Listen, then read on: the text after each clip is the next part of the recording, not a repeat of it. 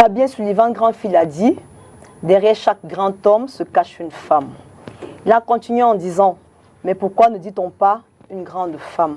Après tout, si l'homme est grand, c'est en partie grâce à elle. La femme doit être là pour épauler son homme et le propulser au sommet pour qu'il soit grand.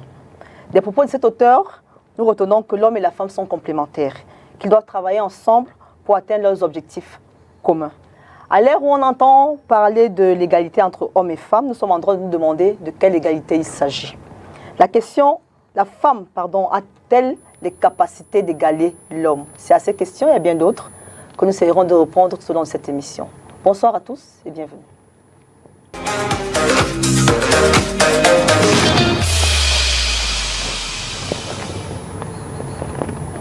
Homme-femme, l'égalité en question, c'est notre thème de ce soir. Pour en parler, nous sommes entre copines, mais pas que. Nous avons invité un homme. Bonsoir, monsieur. Bonsoir, Émilie. Monsieur Mbela. Oui. Nous avons décidé de vous faire la part belle. On dit souvent les hommes d'abord, les femmes et les enfants d'abord. Aujourd'hui, on a dit l'homme d'abord. Ah, d'accord. Ça change. Alors, vous êtes technicien industriel. Oui. C'est quoi ça? Un technicien industriel, c'est une personne, c'est un professionnel qui travaille dans le domaine de l'industrie. L'industrie est très très vaste. Donc moi, en ce qui me concerne, je suis professionnel dans 4 métiers industriels différents. Donc notamment, lesquels? Est-ce que je peux avoir une idée? Notamment la génie mécanique, le soudage-montage, la tuyauterie industrielle et la chaudronnerie. Okay. Il y a des femmes dans ces métiers? Des femmes dans ce métier, c'est un peu rare quand même. Mais il y en a quand même. Ouais, quand même, mais c'est un peu rare. On va en parler. Merci d'être là. Je t'en prie. Tout juste à côté de toi, pardon, on est entre copines et ça va faire entre toi et nous. Tu peux me dire tu es, c'est bon. D'accord, merci. Oui. Alors tout juste à côté, on a Nounou. Bonsoir Nounou. Bonjour Ami. Alors tu es artiste chanteuse. Oui. Auteur de la chanson Money No Get Color. Ouais. Que vous avez fait il y a combien d'années? Il y a 15 ans quand même. 15 ans. Oui, 15 ans. Ok. Alors quel était le message derrière cette chanson? Ce message, disons que j'avais composé puisque je vais parler beaucoup de l'Europe parce que moi j'ai vécu là-bas quoi. Donc Money No Get Color, c'est à cause du racisme. Quand on va chercher la maison en tant que noir, on ne voit pas.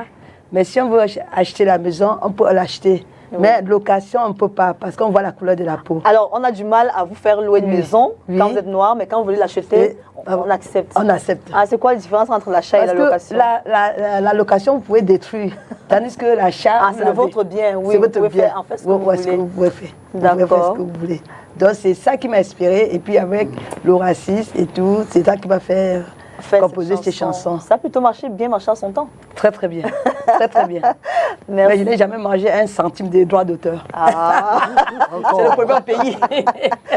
Merci d'être là. Okay. Juste à côté de moi, je veux dire à ma droite, Madame Etondé, on ne la présente plus, mais on va quand même la présenter encore un peu ce soir. Vous êtes travailleuse sociale, spécialiste de la santé mentale. Alors, dites-nous, rappelez-nous ce que c'est qu'une spécialiste de la santé mentale. Alors, je pense que les gens n'ont plus trop peur quand on parle de la santé mentale parce que chaque fois qu'on parle de la santé mentale, ça fait froid dans le dos. Donc, je suis spécialisée dans tout ce qui concerne le bien-être, la santé mentale, l'apaisement, la rééducation, l'éducation. Je travaille avec des médecins, avec des malades mentaux. Et on est je suis dans le milieu hospitalier, dans le secteur public, privé, des visites à domicile, je fais la thérapie de famille, la psychothérapie et ainsi de suite. Alors, je vais encore vous poser la question quand même, des gens ont recours à vous de plus en plus? De plus en plus, en ce moment, comme je suis en clinique, ces derniers temps, on a eu beaucoup de malades, et beaucoup de malades graves. Et je voudrais profiter pour lancer un appel aux gardes malades. Parce que quand on est dans le milieu hospitalier, on voit le pouvoir, l'impact du garde malade. Le garde malade, son impact peut être positif ou négatif. Donc, quand on est garde malade, nous devons faire attention parce que les décisions que nous prenons par rapport aux malades que nous avons peuvent lui être salutaires ou lui être fatales. Ça veut dire que le garde malade a son rôle à jouer. Ce n'est pas seulement venir, je veux dire... Oui, oui, il a un rôle très, très, très, très important. Et vraiment, si j'entre dans les détails, certaines personnes auront peur. Peut-être qu'il faudrait les éduquer, on en parlera à l'occasion. Peut-être qu'il faudrait éduquer Oui, le garde je malade. pense que oui, j'en ai déjà parlé dans une radio de la place parce que c'est un sujet très important. Oui. Donc, il faut éduquer les gardes malades. Parce que si on ne le fait pas, beaucoup de mauvaises décisions sont prises. Parfois, le personnel médical même peut être coincé à cause des problèmes... des décisions importantes. Des décisions importantes, voilà. Oui, c'est important. Je dis bien que ça peut être vital ou fatal. On en parlera le moment venu. Je pense que ce sujet mérite qu'on s'arrête dessus. Tout à fait. Merci de toujours répondre présent quand on vous sollicite. Mais je suis dans la sensibilisation et l'éducation. Alors, monsieur et mesdames, j'ai dit que je vous fais la part belle. Vous voyez que je commence par vous systématiquement. Nous allons planter le décor. Je commence par monsieur Mbela, Valérie, c'est votre prénom. Alors, pour vous, à quoi renvoie l'égalité homme-femme? Quand vous entendez cette histoire qu'on crie partout maintenant, à quoi ça renvoie pour vous? Déjà de base c'est un sujet qui, pour ma part, c'est un conflit d'intérêts qu'on aurait pu éviter. Mais bon, plus on en parle. Il est déjà là. Bon, il est déjà là. On va en parler. C'est un conflit d'intérêts qui va forcément se finir par un rapport de force.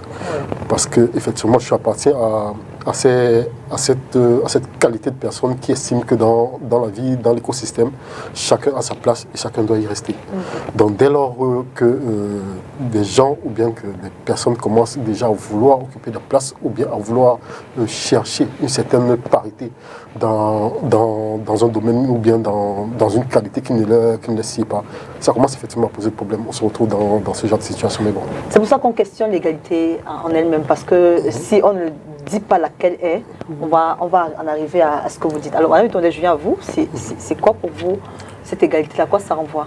Je pense qu'il faut donner l'explication exacte. Je ne sais pas si c'est moi qui ai l'explication exacte, parce que quand on communique, on a parfois l'impression qu'on met l'homme en compétition avec la femme. Oui. Et si on entre dans le cadre de la compétition, c'est normal qu'on pense comme Monsieur Mbela, oui. Oui. Mais si on essaye de voir les choses telles qu'elles sont, l'égalité renvoie au traitement. Est-ce qu'il faut traiter l'homme et la femme de la même manière? Donc c'est le traitement qu'on fait aux uns aux autres qui fait la différence. Par exemple, on peut venir demander le travail à STV. Monsieur Mbela vient, moi aussi je viens, et on se dit que moi, si on me recrute, je vais avoir des maternités qui vont m'obliger à m'absenter. Peut-être que je vais vouloir rentrer de temps en temps parce qu'il va falloir me couper de mes enfants et tout ça. Alors que lui, il est plus productif, il sera plus présent et ainsi de suite. Alors, vous dites que l'égalité, c'est surtout l'équité qu'on recherche. L'équité, Oui, voilà. C'est surtout l'équité. Oui. Que les femmes recherchent davantage que d'être mises au même niveau que tout à fait, que les tout hommes. à fait. Alors nous, toi qui vis dans deux sociétés différentes, celle de la société française et la société camerounaise, c'est quoi ce que tu apprends? Qu'est-ce que tu entends par égalité? Moi, je dis, la femme ne peut pas être égale à l'homme. L'homme a plus de force que la femme. C'est une complémentarité qu'il faut qu'on cherche au fait. C'est qu'il faut que l'éducation commence dès bas âge. Que quand on éduque les hommes, on éduque la femme pareil. Que ça soit vraiment compatible tous les deux. C'est pas parce que c'est la femme qu'elle va faire la cuisine et elle rentre du travail, c'est elle qui va faire la cuisine. Et l'homme va mettre le pied sur la table. C'est pas ça. Nous avons travaillé tous les deux. Chérie, qu'est-ce que tu veux que je fasse? Je vais faire les couverts, toi tu fais à manger. Et puis c'est la compagnie. On se complète au fait. C'est pas vraiment un combat. Parce qu'on ne peut pas. Un homme a une force, mais une femme n'a pas de force. Vous voyez, c'est rare que vous voyez une femme taper un homme. C'est très rare. Donc il faut qu'on essaye d'être en harmonie avec des choses, quoi. N'est pas dit que oui, je suis l'homme, c'est moi qui commande, c'est toi qui fais. Mais ce que j'arrive ici à ne pas comprendre, parce que là, j'ai voulu faire un contrat, disons, chez moi. On va y revenir. Alors, je vous invite, hein, c'est mieux qu'on écoute d'abord nos compatriotes. On leur a posé la question sur l'égalité, s'ils pensent qu'il pourrait réellement avoir une égalité entre l'homme et la femme. On les écoute et on revient juste derrière.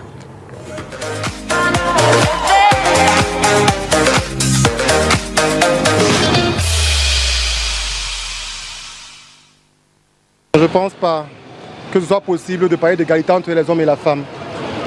Les femmes ont certes l'attribut principal de donner la vie, mais la base de la création, c'est l'homme. La base de la réalisation, c'est l'homme.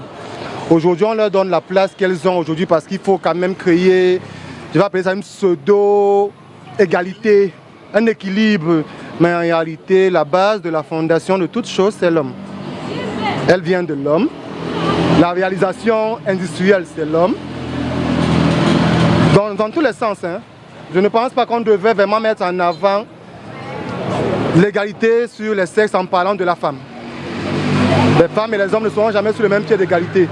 Mais elles n'en méritent pas pour moi le respect. On peut les respecter, mais de là à dire que nous sommes égaux, je ne suis pas d'accord. Là, je ne peux pas entrer dans les détails en tant que tel. Mais pour dire vrai, il n'y a pas d'égalité entre hommes et femmes. Je vais reprendre la question sur deux volets. Déjà, sur le premier volet, l'homme n'est pas égal à la femme depuis la Genèse, depuis Dieu. Et maintenant, sur le deuxième volet, l'homme n'est pas égal à la femme parce que c'est lui je veux dire quoi? C'est lui l'homme, celui qui est comme le président et la femme est comme le ministre de l'Intérieur. Donc, sur ce volet, l'homme n'est pas égal à la femme. Mais dans un autre volet, je peux parler d'égalité sur le plan du travail, sur le plan du savoir-faire. Ce qu'un homme fait aujourd'hui, une femme peut faire.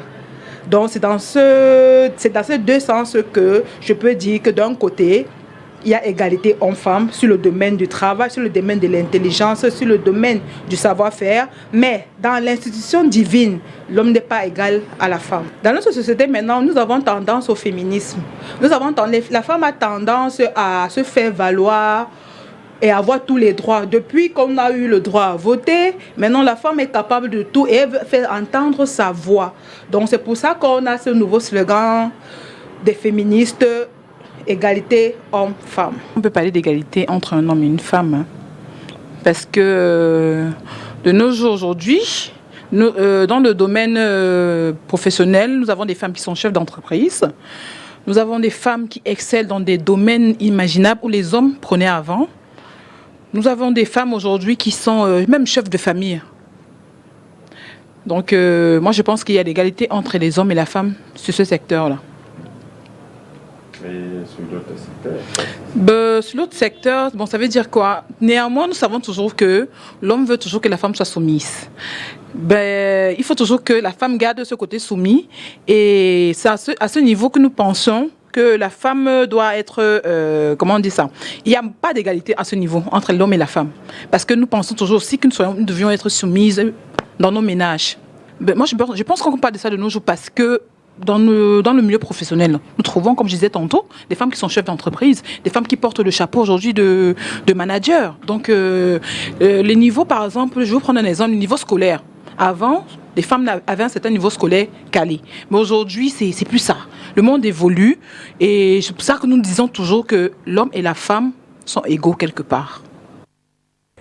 Si vous nous rejoignez à l'instant, vous faites très très bien. Vous regardez Entre copines et aujourd'hui, nous questionnons l'égalité entre hommes et femmes. De quoi il s'agit réellement? Alors, Nounou, tu avais la parole, tu vas la garder. Oui, justement. Dans ton milieu d'artiste, tu es d'abord artiste. Est-ce que dans ton milieu, il y a comme cette égalité-là au niveau de, justement, des contrats quand on veut les signer? Oui, disons qu'il y a quand même ce problème. Parce que justement, quand c'est une femme, les gens ont tendance de vouloir draguer la femme, parce que c'est une femme, il faut qu'on la drague d'abord avant de voir le travail. Tandis que là, normalement, il faut que justement on voit le travail, on ne voit pas la femme. Mais est-ce que ce n'est pas les femmes elles-mêmes qui s'exposent d'abord? Non, ça dépend des femmes aussi, parce que toutes les femmes ne sont pas pareilles, quoi, en fait. Il y a des gens dans mon milieu qui sortent parce qu'ils veulent sortir avec elle, parce qu'ils vont lui graisser un peu de guitare, ils vont jouer le piano. Il y a des femmes qui disent oui, tu veux quoi? Et puis il y a tu veux quoi? Je te paye, tu fais ça. Ça dépend de la femme, en fait. Ça dépend de tout un chacun, hein. Donc, justement, dans ce milieu-là, les hommes s'imposent et nous aussi, on dit, je suis allée en deuil. Et puis, je voyais 1, 2, 3, on passe 4 hommes, je dis, c'est comment on va vous? Les femmes sont où là-dedans? La parité, c'est où? Il faut que vous passiez aussi les femmes. Et là, ça a fait boum. Donc, j'ai horreur de ça. Donc, justement, ce que je disais à Emile tout à l'heure, je disais que j'ai voulu faire un contrat pour la maison de maman. Et puis, j'ai fait le contrat, je m'entends bien avec la femme. La femme est plus compréhensible. J'ai dit non, je vais faire le contrat au nom de la femme. Elle me dit non, je ne peux pas avoir le contrat parce que c'est mon mari qui décide. Il dit, ah, c'est ton mari qui décide. Mettez à vos 2 noms alors. Comme ça, on ne sait jamais, c'est pas parce que c'est pas le mari. Si demain, le mari n'est plus là, comment la femme fait? On ne fait pas le contrat par rapport au mari, on fait aux 2 noms. Si demain, il n'est pas là, elle est là. Si demain, elle n'est pas là, il est là. Dans ce sens-là, je ne comprends pas trop ici au pays. De l'autre côté, c'est pas pareil. Oui, c'est un réel problème d'éducation, certainement. Alors Monsieur Mbella, vous êtes technicien industriel, ça m'intéresse. Ah oui, Votre métier, votre métier m'intéresse parce que, un peu, même de par le nom, il est un peu réservé, oui, aux hommes. Alors, comment ça se passe généralement quand il y a une femme dans votre métier? Est-ce qu'elle est traitée pareillement que les hommes?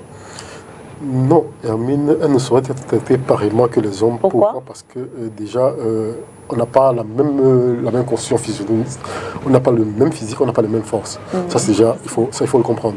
Donc, comme je te disais tantôt, à l'entame, j'y reviens effectivement. À l'entame, je te disais tantôt, c'est un débat qu'on aurait pu éviter, mais comme il est là, il faut en parler. Pourquoi on aurait pu l'éviter? Parce que il y a des gens qui veulent être à la place où ils ne devaient pas. Tu comprends un peu?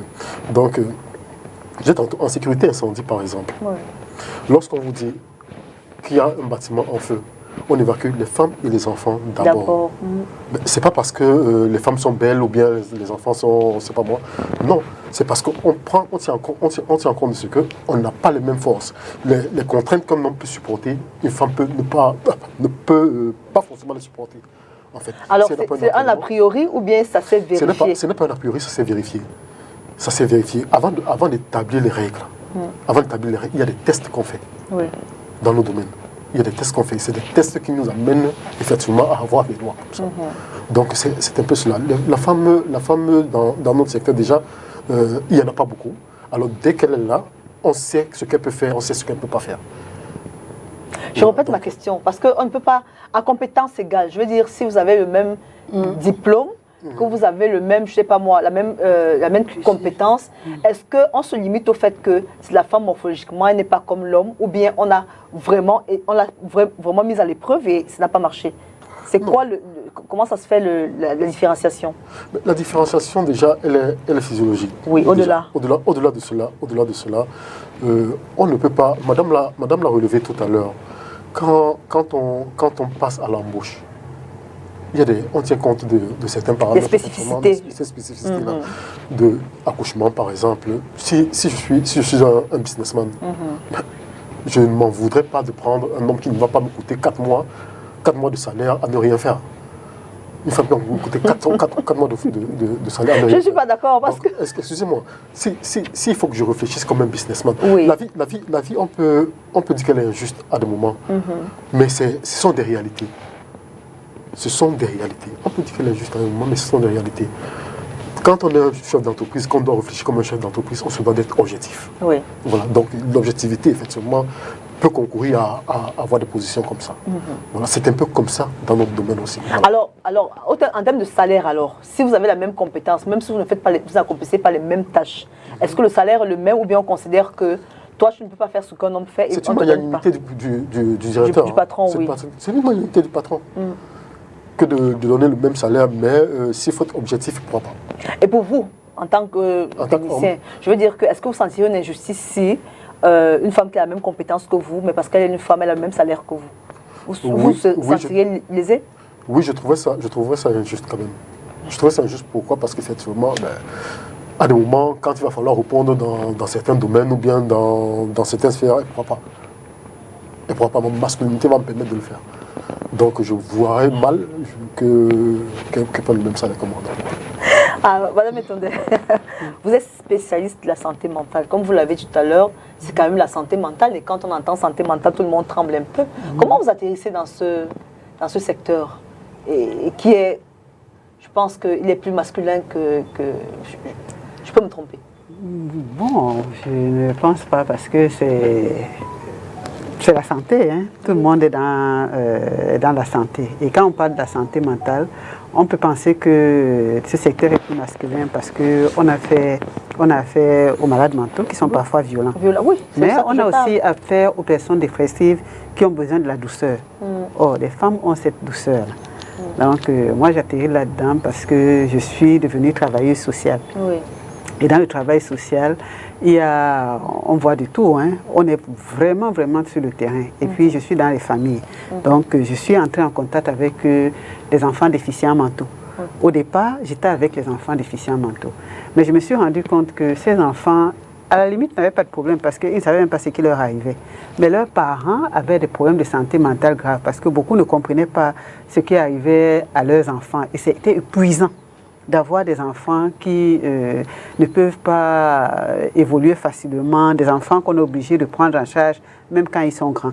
C'est comme ça que je me suis intéressée particulièrement à la santé mentale des populations, parce qu'au fur et à mesure que j'évoluais, je voyais que des problèmes de santé mentale, c'est énorme, hein, pas seulement dans notre société, dans le monde entier.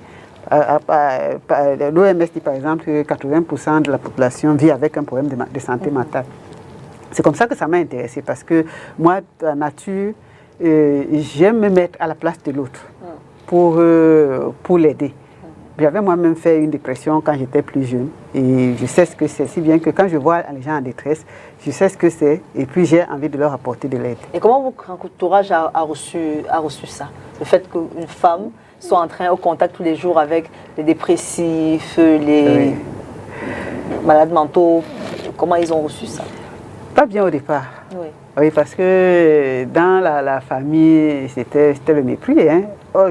Des gens avaient dit ici que tous ceux qui soignent les fous sont devenus fous. Et quand on demandait qui est devenu fou, on donnait le nom d'un psychiatre qui est tout sauf fou. Oui. Donc, après, dans les médias aussi, bon, les gens avaient des appréhensions parce que les journalistes me demandaient que vous pensez vraiment qu'on va parler des fous, de la folie à la télé. Dans certains médias, on m'a demandé que quand je commençais à expliquer, mais tu veux dire que nous tous, on a traversé. Ouais. Et quand je me retrouvais à des séminaires parfois avec des collègues, et c'était un peu... Bon, moi, ça m'amusait parce que quand j'ai l'habitude d'écouter, alors quand j'écoute, comme je suis en train d'écouter, je regarde comme ça. Un collègue me demande que, donc, il y a quelque chose, tu veux dire que oui, tu veux dire que je ne vais pas bien, tu as remarqué quelque chose. Donc, les gens se mettent à avoir peur de nous parce qu'on pense qu'on va interpréter les faits et gestes. Et parfois, même mon fils, il y avait des moments où quand je vais discuter avec lui, je suis que tu veux déjà lire dans mes pensées. C'était difficile, mais à force d'expliquer, parce qu'à la fin, au début c'est difficile, hein, après c'est intéressant. J'avais des stagiaires qui éprouvaient du plaisir à entendre ce que je leur expliquais, comment j'étais avec les malades, comment je me comportais avec eux, comment ils réagissaient. C'est amusant, c'est intéressant. C'est vrai que beaucoup de gens me disent encore, quand tu expliques, c'est intéressant, mais nous, on n'a pas envie d'être à ta place. Oui. Moi, le plus difficile pour moi, ce ne sont pas les malades, mais c'est leur environnement social. Alors, ce que je veux savoir, c'est que vous avez dit que au-delà des fous, je vais appeler ça comme ça, il y a les dépressifs qui ont besoin de douceur. Mais quand vous avez affaire, vous, en tant que femme, à un fou qui est un homme, est-ce que vous êtes à la hauteur? Est-ce que vous arrivez à le canaliser? Est-ce que vous arrivez à le maîtriser comme le ferait un homme? Bien sûr, il faut être doux. Moi, j'entre dans leur délire. Donc, quand quelqu'un est violent, moi, j'apporte l'apaisement. Tout le calme. Et il obéit à ça? Il obéit parce que le malade mental, hein, contrairement à ce que les gens disent, quand un fou te suit, il faut le taper et tout ça, on l'excite. On l'excite. Les enfants déficients mentaux qui sont violents, on les apaise comment? À travers la chaleur, la douceur, des exercices qui les permettent d'être concentrés. J'avais par exemple une malade qui était convaincue qu'elle était Dieu. Elle était très violente à un moment donné. Quand je parle, elle me dit, ferme ta bouche. J'étais déjà dit que je suis Dieu. Quand je parle, tu te tais. Je dis, ok. Et quand je me tais comme ça, elle parle. Après, elle s'apaise. Oh, si je parle lui dire, tu n'es pas Dieu et tout ça, c'est pas bon. je vais l'exciter. Donc, d'autres malades, quand ils viennent, ils sont violents. Tout ce qu'ils disent, oui, c'est toi qui as raison. Oui, ok, je comprends. Oui, c'est vrai, en effet. Donc, ça les apaise. Par contre, comme ils délirent, eux, ils sont dans leur monde. Des gens qui sont dans la tour, on dit, oh, toi, tu racontes n'importe quoi. Non, il sait que c'est vous qui êtes en train de raconter n'importe quoi. Donc, moi, je vais dans ce sens-là. Alors, ce que je voulais ressortir, c'est justement la capacité que vous avez, vous, en tant que femme, à faire correctement le boulot qu'un homme doit faire. Je veux dire que dans la santé mentale, on a l'impression que c'est un homme qui est plus apte à maîtriser, mais si vous le faites aussi bien, moi, je suis... On a dans le domaine de la santé mentale, donc ce n'est pas des praticiens, mais on a les gros bras. Par exemple, quand un malade est très violent, oui, c'est pas moi qui vais aller vers lui, c'est le gros bras. Mais vous voyez, docteur Togem avec qui je travaille par exemple, chacun est dans son rôle et chacun fait son travail. Docteur Togem prescrit des médicaments et ça marche très bien avec les malades. Mais quand il faut apaiser, quand il faut convaincre, parfois il me dit, bon, toi, mets-toi devant. Oui. Bon, mets-toi et moi j'apaise le malade, je rassure, je console et puis après lui il continue le travail. Donc, il suffit que chacun se mette à sa place. Si j'étais médecin, je ferais ce que lui il est en train de faire et lui ferait ce que moi je suis en train de faire. Donc ce n'est pas une question d'homme ou de femme, c'est une question de compétence. C'est pour ça que je dis que si quelqu'un est dans... De complémentarité surtout. Ou de complémentarité aussi. Si une femme décide qu'elle va aller dans le génie industriel, il ne faut pas la stigmatiser. Il faut pas... Moi, par exemple, je peux pas aller là-bas parce que déjà, j'ai peur des appareils, je n'ai pas assez de force physique et tout ça. Je ne peux pas le faire. C'est sûr qu'il ne faut pas la discriminer. Moi, en tant que femme, je ne peux pas le faire. Mais une femme peut sortir, elle décide de faire ça et elle le fait bien. Peut-être qu'elle aura quelques limites par rapport à sa constitution physique. Mais l'égalité que nous souhaitons voudrait qu'on ne stigmatise pas cette femme. Parce qu'elle est femme, elle ne peut pas le faire. On a vu par exemple les femmes, il y a une jeune fille que j'ai vue sur Facebook récemment, elle est taxi-woman. Et apparemment, elle s'en sort bien. Oui, j'ai eu une mécanicienne ici à la dernière émission, une mécanicienne, une jeune dame mécanicienne. J'ai une amie qui vit à l'étranger, elle travaille dans une très grande usine.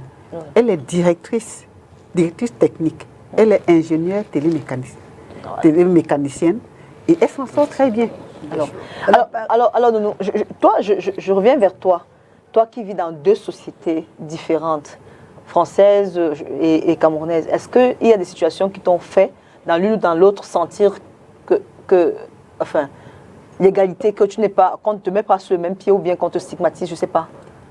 Est-ce qu'il y a des situations que tu as vécues au Cameroun ou en France? Oui, j'ai vécu une situation, mais je vais mettre la parenthèse. Quand on dit la parité entre l'homme et la femme, c'est à cause du salaire, c'est le travail au fait. C'est le travail. Parce qu'un homme qui travaille comme moi, il gagne plus que moi, c'est pas normal. Donc finalement, c'est la chose, au fait. C'est le travail de l'extérieur de la société. La rémunération, en fait. La rémunération, au fait. Que justement, les gens se disent la parité. C'est ça, au fait. C'est pas autre chose. Hein. Moi, qu'est-ce qui m'a choqué ici au pays? J'étais en train de me construire. Il y a un homme, il y a le technicien qui me dit, j'ai dit, conçu-moi la maison jusqu'au toit, jusqu'au tollé. Après, il conçut la maison, je ne connais pas, je n'ai jamais conçu une maison. Donc maman m'a dit, conçu ta maison, tu veux faire, fais-le. J'ai conçu jusqu'au, j'ai dit tollé. Il conçut, après il me dit, c'est fini. J'ai dit, c'est fini. Il dit, je vais lui donner ses sous puisque c'est fini. Il y a un petit garçon qui habitait avec moi, il dit, il a fini la maison. Il dit, il a fini. Il dit, oui, il a fini.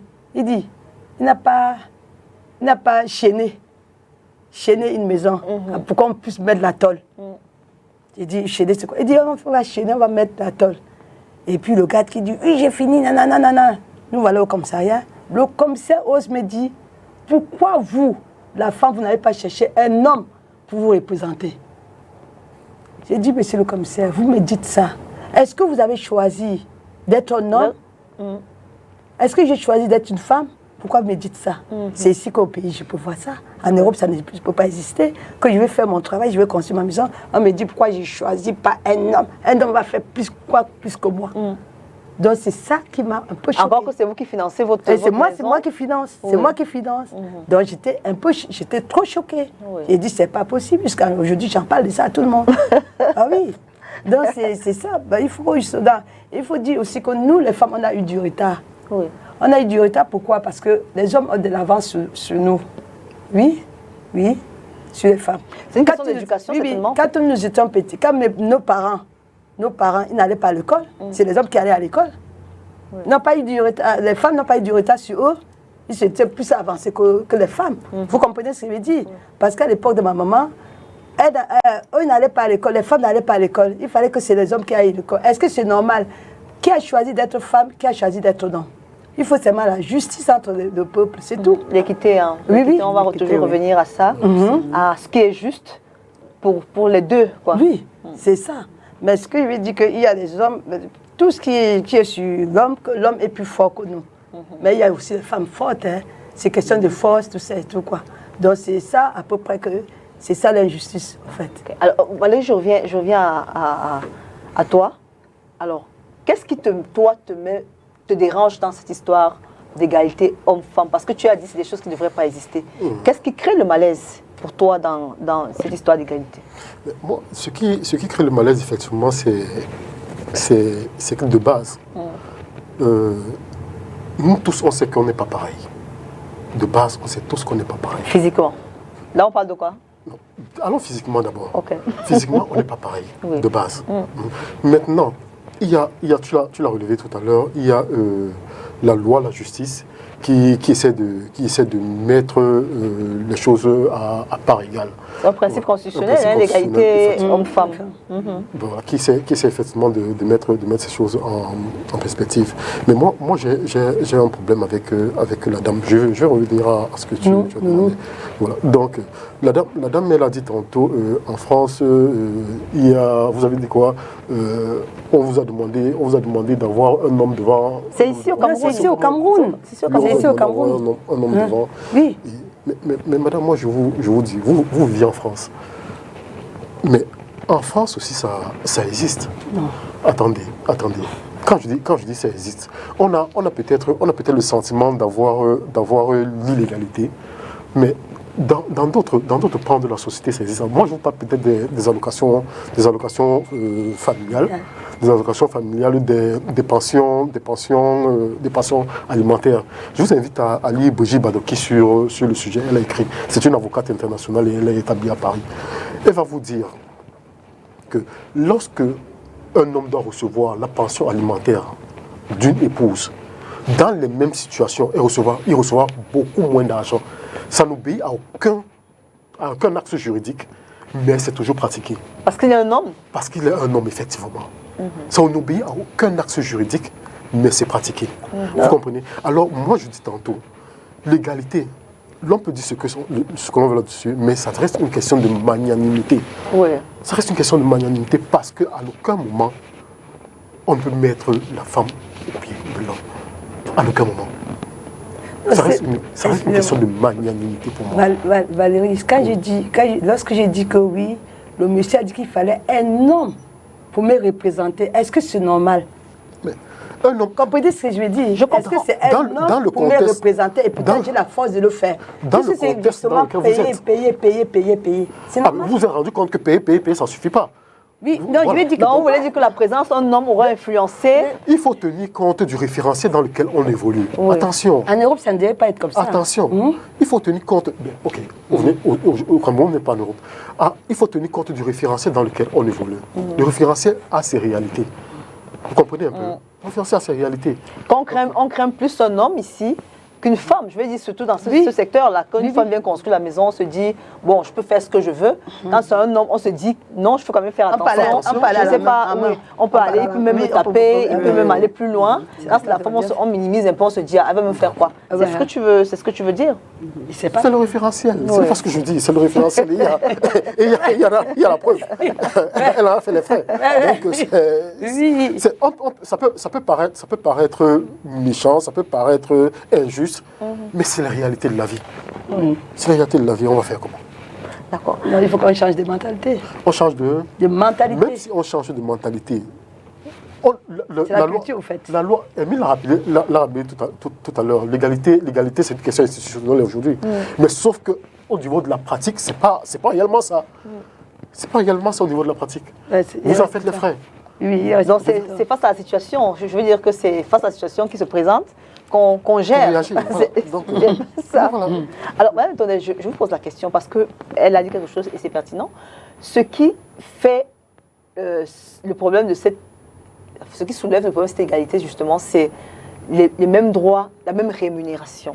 Alors aujourd'hui, il y a des hommes directeurs, des femmes directrices, parce que c'est même réducteur de dire directeur, femme directeur, femme directrice aujourd'hui. Alors, est-ce que vous Pourquoi c'est pensez que... réducteur?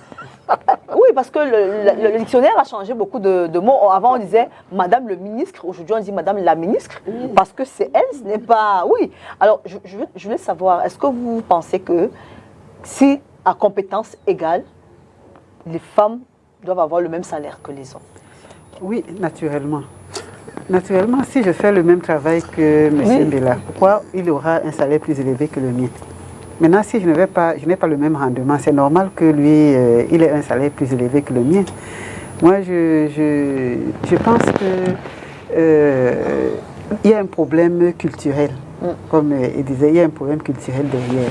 Par exemple, les femmes qui sont seules, on pense qu'elles sont fragiles. On pense qu'on peut leur faire n'importe quoi. Elles sont vulnérables. Elles sont vulnérables, elles n'ont pas de défense. Mais les femmes aussi doivent s'imposer. Moi, je ne suis pas mariée, mais j'arrive à faire beaucoup de choses. Et je suis tellement habituée à faire des choses toute seule que parfois, quand on parle des femmes fragiles, je pense aux autres. Je pense pas, oui. Tellement ça arrive que je ne pense pas à moi parce que je sais que je peux travailler, je peux gagner de l'argent, je peux m'occuper de mon fils, je peux faire mon voyage, je peux... Tout, je le fais toute seule. Or, quand on vit même on est dans l'environnement familial, on privilégie les hommes. Beaucoup de gens, et on le voit dans le cadre de la santé mentale, des femmes qui sont déprimées parce que les aînés qui sont des garçons ou bien les cadets qui sont des garçons leur font ce qu'on appelle ici le op-eye. Le CCA. Oui.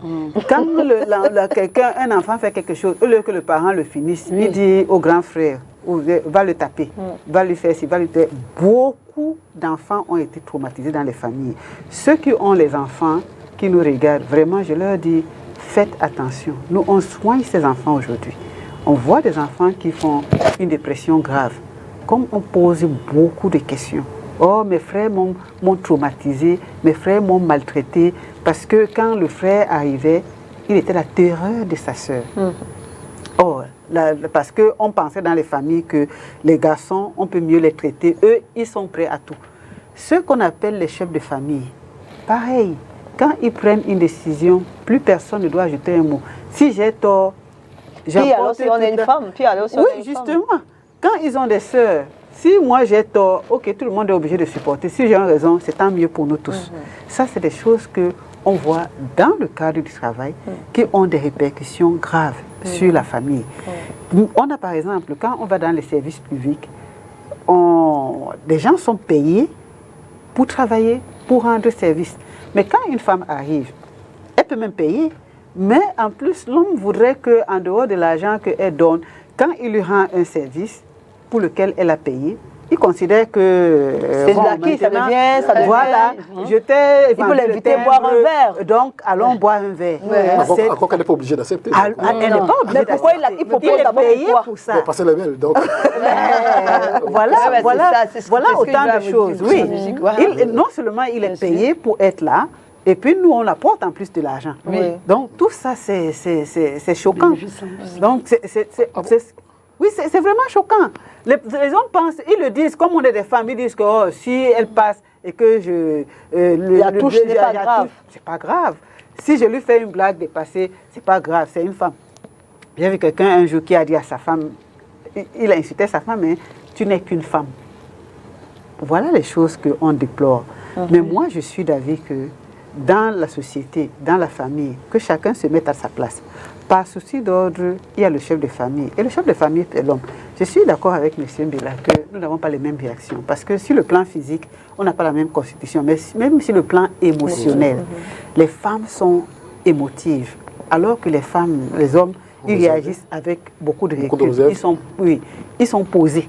Donc, si on pose, on va dans ce sens-là. On va essayer de mettre chacun à sa place. Maintenant, de là à vouloir traumatiser les autres parce qu'elles sont des femmes et nous dire que nous sommes virils, nous sommes des hommes, Donc, on a droit à tout et les autres n'ont droit à rien. Là, par contre, je ne suis pas d'accord. Monsieur Mbella, je reviens. Oui, allez-y. Vous voulez réagir par rapport à ce qu'elle a dit? Oui, un peu. Madame, vous avez tantôt dit, moi je suis chef de famille. Oui. Je peux vous garantir, c'est pas exactement comme ça se passe chez nous, parce que j'ai des sœurs aussi. Oui. Donc voilà, on essaie de donner la parole à tout le monde, mais le chef reste le chef. Pourquoi? Parce que pour qu'un mécanisme puisse fonctionner correctement, pour qu'il puisse avoir un bon rendement, il n'y a qu'un capitaine dans un bateau. Oui, pas voilà, souci, on est d'accord. c'est ce que j'ai dit. Je suis d'accord avec vous. On est d'accord. Oui. Voilà. Donc, dans un système où il y a déjà 2 capitaines, là maintenant, revenons dans un foyer, par exemple. Dans un souci, il y a déjà on va revenir sur le foyer. Je ne préfère pas que vous en parliez maintenant. Allons-y dans le système, comme je vous disais tantôt. Pour que le système puisse fonctionner effectivement bien, il faut un capitaine dans un bateau. Alors, on peut prendre les avis, mais à la fin, il y a quelqu'un qui doit porter la responsabilité Tout à fait. Tout à fait. de la réussite ou de l'échec du système. Ça peut être une femme aussi, non? Je ne pense pas dans J'ai certaines posé une question. mesures. Ça peut être une femme aussi, ou Dans pas? certaines mesures. Là, Pourquoi dans une certaine mesure? Moi, ça me choque. Moi, ça me choque. Vous êtes en train de dire, permettez-moi, vous êtes en train de dire qu'il y a un capitaine dans un bateau. Le capitaine peut être une femme aussi ou pas? Dans certaines mesures. C'est une question simple. Oui, dans certaines mesures. Ok. Je peux poser ça. Dans certaines mesures. Soyons réalistes aussi. Je suis réaliste. Dans notre culture, dans la plupart des cas, c'est des hommes qui sont des chefs de famille. Dans notre culture. Je ne suis pas Sauf en train de que dire Madame Etondé, la culture évolue. Le chef de Kribi, par exemple, le chef de Kribi, c'est une femme, si je ne me trompe pas. Le chef à Kribi, c'est une femme. Aujourd'hui, on n'en est plus aujourd'hui à dire que la femme peut être enfin, c'est l'homme qui peut être le chef. On en est à dire que si c'est la femme qui est établie chef de famille, il faut que même les hommes qui sont dans la famille respectent. C'est ça que je veux que monsieur reconnaisse. Qu'ils ne me disent pas que le chef de famille, parce que c'est un homme, je veux qu'il respecte le fait que, d'accord, il est chef dans sa famille. Si ça avait été votre seul chef de famille, vous aurez respecté quand même le fait qu'elle est chef de famille. Oui, si ça avait été. Si ça avait été. N'oublions pas que vraiment, le côté référentiel est très important dans ces choses-là. Déjà, de base, on est bantou, on est africain. Voilà, il y a des choses qu'on ne peut pas tolérer. J'ai un petit problème avec cette histoire. Les hommes reviennent toujours, ramènent Bantou quand ça leur convient. Alors, mais la plupart des lois, c'est les hommes qui écrivent. Les femmes n'ont jamais été là-bas pour écrire. Ils prennent tous les avantages de leur côté. Non, pas forcément. Si c'était les hommes qui écrivaient sur les allocations familiales, attention, on en aurait un peu plus que les femmes, attention. Donc ça change. Vous n'allez pas plus s'engager que nous. Donc attention, soyons un peu réservés. Donc moi, tu as dit tantôt, on parlera de la famille. Vraiment, j'ai le chose à dire là-dessus. Alors on va revenir. Avant ça, je vais demander à nous. Est-ce que tu penses que le droit à la propriété de la terre, parce qu'il y a des familles où la femme on dit qu'elle va aller à mariage, donc ne regarde même pas un peu la maison qui est ici là. Comme tu vas aller à mariage, est-ce que vous avez fait l'expérience de la terre? Est-ce que vous avez eu des problèmes au niveau de la terre, avoir accès à un bien immobilier? Disons, parce que vous êtes une femme. Non, je pense plutôt que vraiment c'est ça mes parents, quoi, puisqu'ils étaient, moi je suis enfant unique. D'accord. Je pense que c'est ça mes parents, ma maman et ses sœurs, c'est le grand frère qui a hérité la concession parce que elle devait hériter, mais comme elle était une femme, on n'a pas pu lui donner. On n'a pas pu lui donner, donc on a donné à son frère. Et moi je trouve que ça c'est injuste. C'est injuste parce que c'est pas normal qu'on ne puisse pas lui donner. Est-ce que les gens ont choisi d'être un homme? On a choisi d'être une femme? Il faut voir déjà que la nature nous fait. Si une femme est en position de commander, elle commande. Si c'est un homme, il commande. On veut seulement du potentiel, au fait. On ne cherche pas si c'est une femme ou bien c'est un homme. Parce que Dieu n'a pas dit, oui, toi, l'homme, tu vas faire ceci, la femme, tu vas faire ceci. Non, c'est pas bon. Il faut qu'on donne vraiment du potentiel à tout un chacun qui mérite, au fait. Donc, c'est ça. Alors, on va revenir à la famille. Vous qui êtes chef de famille, je veux dire large famille et famille restreinte. Si vous travaillez et que votre femme travaille, parce qu'il y a des couples où monsieur et madame sortent en même temps le matin et rentrent en même temps, ou bien la femme souvent même rentre plus tard que l'homme. Pour vous, est-ce qu'il est normal que vous aidiez à la maison? Oui, je salis, donc je dois nettoyer. Oui. Je salis, donc je dois nettoyer. D'accord. Donc, c'est normal qu'un homme est dans la maison. Ça ne fait pas pour autant de lui moins homme. Donc, moi, c'est des trucs que je trouve vraiment des gens qui tiennent des discours contraires, moi je trouve c'est un peu limite, comme ce que madame vient de décrire par rapport à la terre, tu as demandé tantôt. Mais déjà, il faut s'interroger le pourquoi on ne donne pas la terre à la femme. C'est parce qu'on se disait que la femme va aller en mariage et qu'elle n'a fondamentalement pas besoin de ça? Ben, non, pas forcément, parce qu'elle va aller en mariage. Elle peut ne pas aller en mariage, hein, mais elle a quelqu'un, un conjoint, qui viennent effectivement profiter de la terre. Voilà pourquoi on ne donnait pas aux femmes. Mais c'est un discours que je ne partage pas, effectivement. Pourquoi? Parce que si on est tous des enfants d'un même père, je pense qu'on a tous les mêmes droits, qu'on soit homme ou femme. Donc là, c'est des trucs que je ne partage pas. Mais de base, c'est parce que on estimait que la terre pourrait revenir à quelqu'un qui ne mérite pas. C'est pour ça qu'on ne donnait pas à la femme. D'accord, on ne voulait pas qu'au travers d'elle, quelqu'un d'autre récupère la terre. Mais ça ne veut rien dire. Même aussi, les femmes peuvent détourner aussi l'homme pour la terre. Ce n'est pas seulement l'homme qui peut détourner la femme. Là aussi, la femme peut détourner aussi. Il y a des femmes qui détournent aussi. Non. Oui, là c'est différent. Là, c'est différent dans la mesure où, comme vous dites tantôt, comme la femme peut détourner, je vous disais tantôt, quand un président de la République, généralement, c'est le président de la République qui met le pays en guerre. Hein, qui déclare la guerre. Donc, quand le président de la République dit que la nuit porte conseil, je vais réfléchir, ce n'est pas le mur qui va l'écouter, ce n'est pas son lavabo. C'est sa femme. C'est sa femme qui va l'écouter. Ça veut dire que si on va investiguer, c'est la femme qui a déclaré la guerre, qui a mis le pays en guerre. Attention. C'est elle qui a dit que laisse ça. Voilà, donc, voilà, reste un peu mesuré. Donc, moi, je dis, pour revenir à la question que tu m'as posée, je nettoie parce que je salis, c'est normal. Ma femme sort aussi pour aller chercher de l'argent comme moi. Dès qu'on rentre, elle est aussi fatiguée. Ça veut dire qu'il faut que j'apporte mon apport quant à la maintenance de la maison. Le fonctionnement de la maison. Fonctionnement de la maison, maintenant de la maison, ok. Vous êtes une famille des hommes rares. Attendez, qu'est-ce que vous pensez du 50-50? C'est-à-dire que les deux sortent et à la fin du mois, il faut faire du 50-50 pour gérer la maison. Vous pensez que... Et l'homme reste le chef de famille. Est-ce que ce n'est pas ça qui empiète un peu sur... Est-ce que ce n'est pas pour ça que les femmes demandent un peu l'égalité? Le fait qu'elles payent les factures autant que l'homme? Bon, je pense pas. Je crois que chaque famille a son fonctionnement. Allons sur le fonctionnement de la famille qui dit 50-50 par exemple. Oui, bon, pour ce qui me concerne, hein, moi, je ne pense pas que ce soit ça. Peut-être que les femmes revendiquent un peu plus. 50-50, pour moi, ça ne signifie pas grand-chose. Même à 60-40.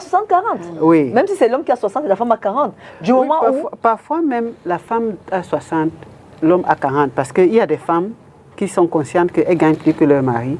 Et elles donnent volontairement, parce que pour le bien-être de la famille, et puis elles ne posent pas de problème. Est-ce que ce n'est donc pas ça qui amène les femmes à réclamer l'égalité, quand elles savent déjà qu'elles supportent le charge du ménage plus que l'homme? Non, pas forcément. Je vais vous dire, il y a une dame qui a un travail stable. Elle a un bon salaire. Son mari aussi a un bon salaire. Elle m'a dit que chez moi, je donne un peu plus, parce que je suis consciente que j'apporte aussi certaines charges. Bon, je ne vais pas entrer dans le détail pour qu'elles ne se reconnaissent pas. Je suis consciente que j'apporte certaines charges. Il y a une autre dame qui m'avait dit que je donne un peu plus parce que moi, j'aime que chez moi, ce soit bien, qu'on mange bien. Je voudrais que mon mari, il s'habille bien. Je voudrais... Donc, elle met volontairement. C'est vrai aussi qu'il y a des femmes qui se disent, comme je donne 50%, tu donnes 50%, donc on est à égalité. C'est bien. Si la femme dit ça, on est d'accord. Mais il faut faire attention. Parce que quand on revendique aussi beaucoup, parfois ça crée des problèmes. Le principe de l'ordre est très important.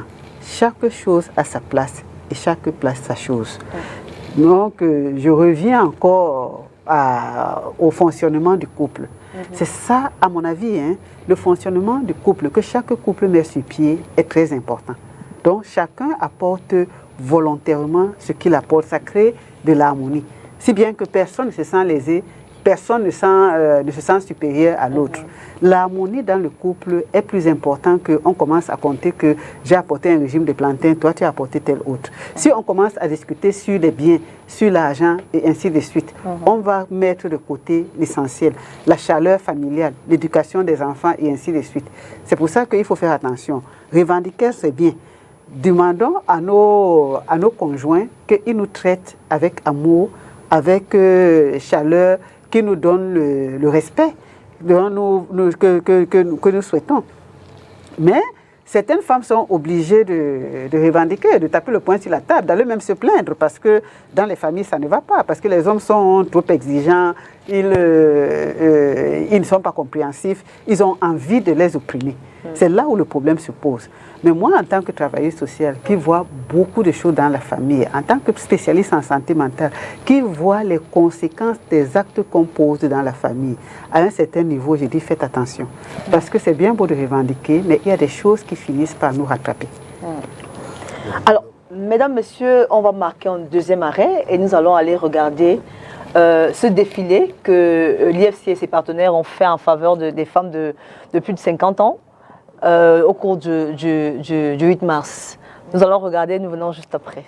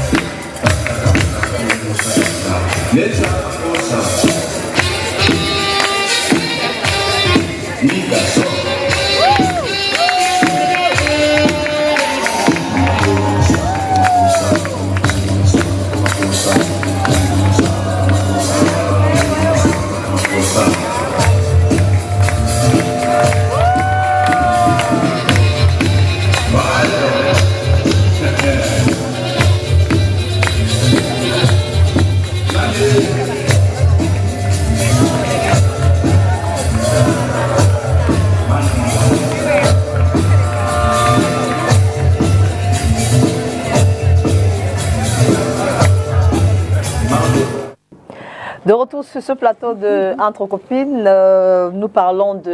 nous questionnons l'égalité homme-femme. Alors, je voudrais qu'on revienne sur ce reportage. Il vous a fait sourire.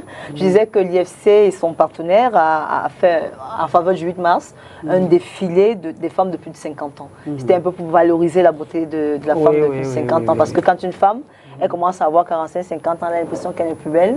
Elle commence un peu à se négliger. Qu'est-ce que vous en pensez ici? Ben, je trouve ça très bien parce qu'elles sont très bien habillées. Elles sont habillées comme les femmes de leur âge et je les ai trouvées très belles. Moi, lors d'une cérémonie, on m'avait demandé de participer au défilé des femmes chefs d'entreprise. Le concept a été très apprécié. Mais là, c'est plus de 50 ans. Et nos enfants vont voir comment est-ce que les mamans sont aussi épanouies et qu'on n'a pas besoin d'être dénudée pour être belle, pour se sentir belle. Et surtout qu'à 50 ans, on peut être très belle. Je ne suis pas d'accord avec elle. Elle dit, elles sont habillées comme les femmes de leur âge. Comme leur âge. Quel âge? Une femme peut mettre une culotte, même n'importe quel âge. Elle peut mettre une petite robe. Comme moi, j'ai mis une petite robe. J'ai dépassé 50 ans. Hein. Parce que c'est ça que j'ai. On ne dirait pas. C'est pas mauvais. Même les petites filles, tout ça et tout. Quoi. Il suffit que seulement la femme s'entretient. Vous voyez les Européens de 50 ans, 90 ans. Même sans elle met encore son rouge à lèvres, tout ça et tout, elle est pente, on s'entretient. C'est comme une maison, si on n'entraîne pas, ça va pourrir. Quelqu'un, justement, il faut qu'on s'entretient jusqu'à la mort, c'est tout. Moi, je mets les cyclistes aussi. Mais je dis, je voulais dire décemment. Non, il n'y a pas d'âge. Elles sont décemment habillées. Elles ne sont pas dénudées. Elles sont habillées, bien habillées, mais pas de leur âge. Non, il n'y a pas d'âge pour ça. Bien. Alors, on va revenir à notre sujet. Alors, dites-moi, je reviens sur ce que j'ai dit. Est-ce que ce n'est pas le fait que les hommes et les femmes partagent des charges aujourd'hui, et pratiquement à égalité, qui fait que les femmes demandent Ils réclament une certaine égalité. Non, je pense pas. Parce que l'être humain est égoïste, quoi. L'être humain, c'est tout pour lui, toujours tout pour moi, tout pour les, pas pour Rien les autres. pour les autres. Rien pour les autres. Et l'être humain, c'est l'égoïste. Tout le monde veut commander, tout le monde veut être roi, tout le monde. Et en plus, ce que je ne comprends pas, que c'est 50%. Dans les familles, par exemple, en Europe, tu te dis, oui, moi, je prends tout ce qui est bouffe. Et toi, pour qu'on n'ait pas que ça choque. On ne va pas aller sur la table, oui, toi, tu mets 50, moi, je mets 50, c'est quoi? Ou on est marié, ou on est d'amis, ou on n'est pas. Moi, chérie, je prends tout ce qui concerne maison, école des enfants, ceci, cela. Au moins, il n'y a pas que parité. Il n'y a pas que... Ils sont des calculs, quoi, au centime près, tout ça et tout. C'est ce qui se passe, au fait. Mais ici, moi, j'ai compris, bon, quand vous parlez ça, vous dites que ici au Cameroun, les hommes me rencontrent ici au Cameroun, que les femmes, dès qu'ils ont travail, ils ont l'argent, ils gâtent. Et c'est l'homme qui dépense. Mais quand vous me dites ça, si c'est comme ça, c'est que la voie évolue au Cameroun, c'est que c'est très bien. C'est que c'est vraiment très bien. Non, justement, c'est ce qu'on m'a dit. Les hommes se plaignent. Beaucoup de femmes contribuent. Hein. Ah oui, ok. De plus en plus. Oui, ouais, c'est que ça a beaucoup changé. C'est que ça a beaucoup changé. Avant de nos parents, c'est les parents qui faisaient tout. Disons qu'ils ne faisaient pas tout. Nous, on voyait ça. Mais les mamans aussi travaillaient. Nos mamans faisaient des commerces pour oui, des commerces, oui, c'est ça. Mais on avait l'impression que ce sont les papas qui payaient tout. Mais les mamans aussi travaillaient puisqu'ils faisaient les commerces. Ils allaient au champ, ceci, cela et tout ça. Donc, on ne voyait pas ça. On croyait que c'était papa qui faisait tout parce qu'il allait travailler. Maman était au champ. Donc, question, il ne faut pas que ça soit 50-50. Il faut que tu dises que telle personne, pour que ça soit la bonne harmonie, toi, tu t'occupes de la maison, moi, je m'occupe des factures. Et on essaye de voir comme ça, que ça ne soit pas vraiment... Mais sérieusement, s'il te plaît, nous sommes entre copines, nous connaissons, nous les femmes. Il faut qu'on laisse la théorie et qu'on aille. Vous savez très bien que quand une femme commence à dépenser son argent pour soutenir la maison, il faut lui parler doucement, doucement. On le sait ou pas, Valérie? Non, c'est une réalité ou pas, madame Etonde? Moi, je dirais, les dames ont très bien habillé cette histoire. Je les regarde et je dis, mais elles ont habillé cette histoire, mais elles peuvent. Mais je te dis, pour être plus sérieux, dans une maison, la gestion d'une maison, il y a ce qu'on appelle les charges de souveraineté. Oui. Vous comprenez? Les charges de souveraineté, c'est quoi? C'est l'homme met le poids et il met le pain sur la bouffe, oui. Vous comprenez?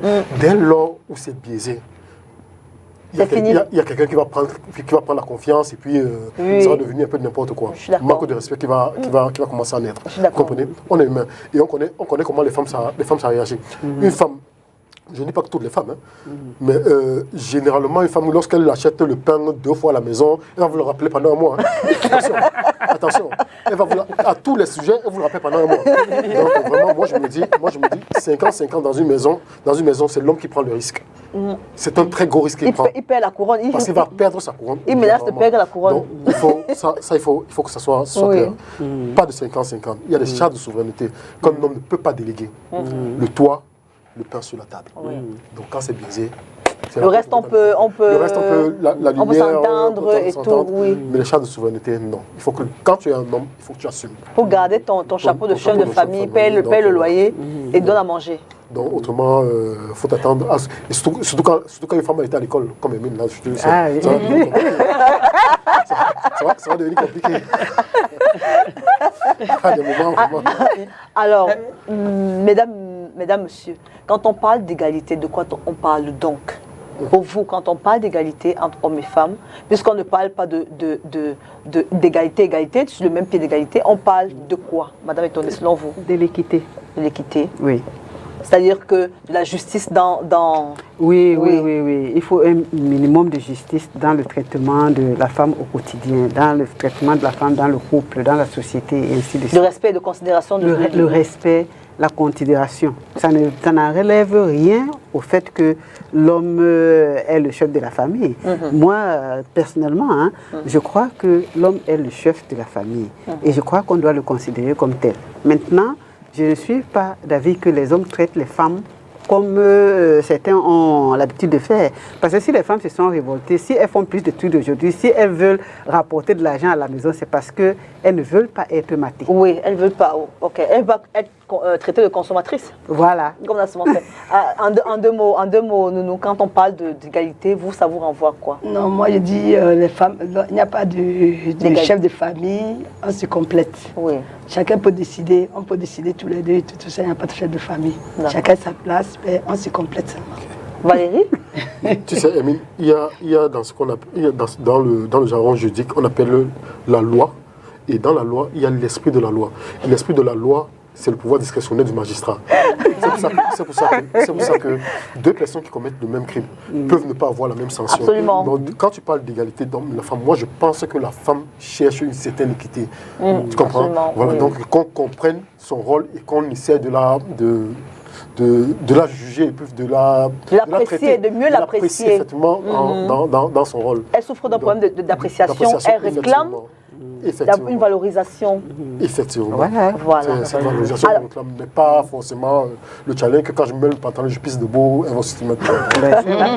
Alors, mesdames et messieurs, nous sommes arrivés au terme de cette émission, mais avant, Nounou, qu'est-ce qu'on peut te souhaiter? Tu n'as pas chanté depuis longtemps? Disons, en ce moment, j'ai repris l'école de ma maman, la Redoute, ici à Bonabéry. Sans publicité? Non, sans publicité. Non, justement, je suis en train de... Non, tu me demandes ma mentalité, ce que j'ai fait. Non, en ce moment, je m'occupe d'une école. D'accord. En attendant, reprendre mes choses, quoi. Alors, bon courage. Merci Madame Etondé, qu'est-ce que je peux vous souhaiter? On est ensemble tous les jours, mais je peux quand même émettre un souhait à votre endroit. La santé mentale, hein. La santé mentale, vraiment. C'est très important pour une femme d'être mentalement stable. Oui, c'est très important, la santé mentale en famille. Sachant que les problèmes que nous créons au quotidien peuvent se transformer en difficultés graves. Donc, beaucoup de gens se retrouvent à l'hôpital et quand on écoute, quand on pose des questions, on se rend compte que ces problèmes sont liés à l'environnement social dans lequel ils sortent. Ok. Je ne vous demande pas ce que je peux vous souhaiter, mais je vous souhaite d'être un bon papa. Vous avez...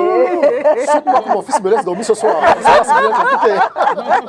Là, ça devient compliqué. Ça je vous souhaite qu'il ne dorme pas du tout. Vous comprenez ce par quoi nous on passe tout le temps. C'est compliqué. Mesdames, messieurs, nous sommes arrivés au terme de cette émission. J'espère que vous en avez appris beaucoup. Madame, vous n'êtes pas les challengers de vos maris.